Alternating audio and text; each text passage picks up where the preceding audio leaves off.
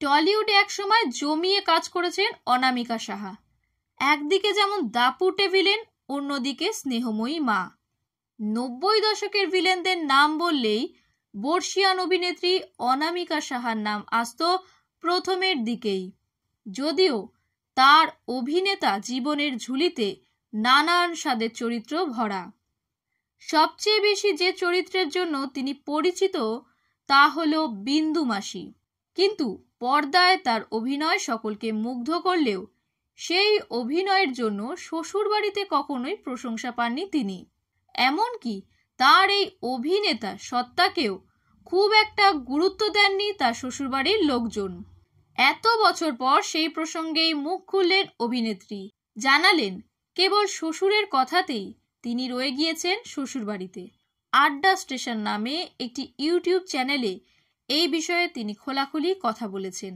তিনি জানান, বাপের বাড়ি হোক বা শ্বশুর বাড়ি, কোনো পরিবারের মানুষকেই তিনি তার অভিনয় জীবনে পাশে পাননি। বেদের মেয়ে জ্যোৎস্নার বিরাট সাফল্যের পর তার শ্বশুরবাড়ির লোকজন তা নিয়ে কোনো কিছুই বলেননি তাকে। আসলে তখন তাদের মধ্যে কেবলই ইংরেজি ছবি দেখার চল ছিল। এক্ষেত্রে স্বামী বোধিসত্ত্ব মজুমদারও ব্যতিক্রম ছিলেন না, অথচ তিনিও বাংলা ছবিরই একজন জনপ্রিয় অভিনেতা। এই প্রসঙ্গে কথা বলতে গিয়ে অনামিকা বলেন, আমার বরের সঙ্গে যখন প্রথম প্রেম হলো তখন তিনি লাইট হাউস, গ্লোব এইসব ছবি দেখতেন, সবটাই ইংরেজি ছবি। প্রথমে সে মুম্বাইতে ছবির কাজের জন্য চেষ্টা করেছিল, তারপর কলকাতায় ফিরে রবীন্দ্রভারতী বিশ্ববিদ্যালয় থেকে ড্রামা নিয়ে MA করল। MA পাশ করার পরই তিনি শোভনলাল মুখোপাধ্যায়ের গোষ্ঠীতে থিয়েটারে যোগ দেন। শোভনদা আকাশবাণীতে ছিলেন, আমিও তখন রেডিও নাটকের জন্য অডিশন দিই। তারপর শোভনদা ওর গ্রুপে আমাকেও নেন। সেখানেই একটি নাটক করতে গিয়ে বোধিসত্ত্ব মজুমদারের সঙ্গে অনামিকার দেখা হয়। তবে এরপরই প্রেমে পড়েননি তারা। মাঝে গড়িয়েছে অনেকটা জল। একবার একটা ছবির ডাবিং এর সময় তাদের মধ্যে মনোমালিন্য হয়। সেই সময় এক প্রকার বোধিসত্ত্বর হাত ছাড়িয়ে ডাবিং স্টুডিওয় ঢুকে পড়েন অনামিকা।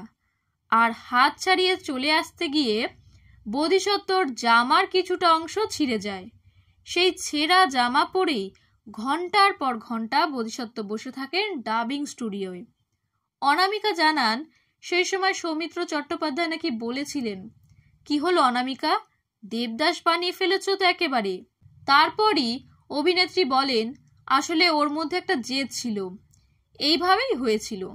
তবে তাদের মধ্যে প্রেম থাকলেও নাকি চিরকালই থেকেছে ইগোর লড়াই। অনামিকা জানান, রূপের নাকি দম্ভও ছিল তার স্বামীর মধ্যে। এই প্রসঙ্গে অভিনেত্রী বলেন, ও অনেক সুন্দর, আমি ওর মতো ফর্সা নই, ওই রকম গ্ল্যামারাস নই।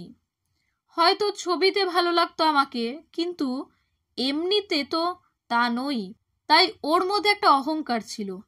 কারণ উত্তম কুমারের স্ত্রী ওকে বলেছিলেন, ওমা এ তো উতুরে। উত্তম কুমারকে নাকি ছোটবেলায় ওরম দেখতে ছিল, সেই জন্য একটা দম্ভ ছিল ওর মধ্যে। সেই সূত্রেই তিনি তাদের একটি নাটকের প্রসঙ্গ টেনে বলেন, যেমন শয়তান নামে একটা নাটক আমরা একসঙ্গে করেছিলাম, সেখানে আমার স্বামীর চরিত্রে অভিনয় করেছিলেন বোধিসত্ত্ব। ওই নাটকটা শেষ হওয়ার পর যখন সবাই দেখা করতে এসেছিল, তারা বলেছিল, অনামিকা কি ভালো করেছো তুমি, কি ভালো হয়েছে। তখন আমার বর, যদিও তখন আমাদের বিয়ে হয়নি, ও এসে দাঁড়ালো। ও দাঁড়াতেই অনেকে বলল, বোধিদা আপনাকে যা সুন্দর দেখাচ্ছিল না। তখন ও রেগে গিয়ে বলেছিল, আমাকে শুধু সুন্দর দেখাচ্ছিল কেন, আমি কি অভিনয়টা ভালো করতে পারিনি?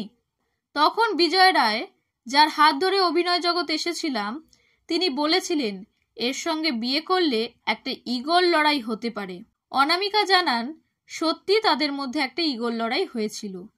এতগুলো দিন যে তিনি বোধিসত্ত্বর সঙ্গে কাটিয়েছেন, এখনো এই বিষয়ে রয়েছে।